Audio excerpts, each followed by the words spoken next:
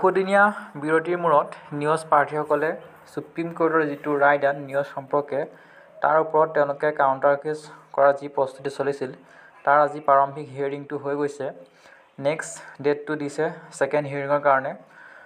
প্ৰথম কথা হ'ল যে সকলোৱে ভাবিছিল যে ফাৰ্ষ্ট হিয়াৰিঙতে ইয়াতো ষ্টে হৈ যাব, অৰ্থাৎ DWIৰ শিক্ষক নিযুক্তি ষ্টে হৈ যাব বুলি বহুতে ভাবিছিলে, কিন্তু সেইটো হৈ নুঠিলে। মই থুলমূল কথাখিনি আপোনালোকক কৈ দিছোঁ, কাৰণ বহুত দীঘলীয়া এটা বিতৰ্ক বা আলোচনা হ'ল নিউজ সম্পৰ্কে, প্ৰায় এঘণ্টা আলোচনা হৈছিলে আৰু শেষত পুনৰ ছেকেণ্ড হিয়াৰিঙৰ কাৰণে ডেটটো ঠিক কৰিছে। আৰু কোৰ্টৰ ফালৰ পৰা অসম চৰকাৰ বা DWIৰ ফালৰ পৰা কোৰ্টে পুনৰ 10 দিন সময় বিচাৰিছে নিউজ প্ৰাৰ্থীসকলক আচলতে এপ্লাইটো কৰিবৰ কাৰণে। তেওঁলোকে মৌখিকভাৱে 12 ফেব্ৰুৱাৰীলৈকে নিউজ প্ৰাৰ্থীসকলক এপ্লাই কৰিবলৈ বা নিউজ প্ৰাৰ্থীসকলৰ কাৰণে 10 দিন সময় বিচাৰিছে।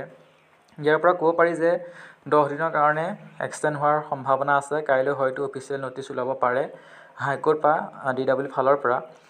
আৰু যদিহে আমি যিমান দূৰ গম পাইছোঁ যে 12 তাৰিখৰ পাছত হয়তো ডেট এক্সটেণ্ড নহ'ব অনলাইন কৰা, আৰু যদি আৰু নিউ চিটেট অহাৰ সম্ভাৱনা নাই বুলি ক'ব পাৰি, কাৰণ 12 তাৰিখৰ পাছত হয়তো পুনৰ ডেট এক্সটেণ্ড নকৰে, কাৰণ চিটেটৰ ৰিজাল্ট বা অনলাইনৰ যিখন চাৰ্টিফিকেট দিয়ে সেইখন 25 ফেব্ৰুৱাৰী তাৰিখে পাছত হয়তো পাব তেওঁলোকে নতুন চিটেট প্ৰাৰ্থীসকলে।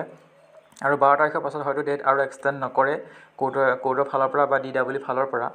আমি যিমান দূৰ গম পালোঁ সকলোখিনি কথা আচলতে থুলমূলকৈ আপোনালোকৰ সৈতে আলোচনা কৰিলোঁ, কাৰণ বহুত দীঘলীয়া এটা আলোচনা হৈ গৈছিলে। মূল কথা এইটোৱে যে ষ্টে নহ'ল প্ৰাৰম্ভিক হিয়াৰিঙত, কেইবাটাও হিয়াৰিঙৰ পাছত আচলতে ফাইনেল হিয়াৰিং হ'বগৈ। শেষত সকলোখিনি কথা আলোচনা কৰি থাকিম। আমাৰ সৈতে কানেক্ট হৈ থাকিব। Thank U.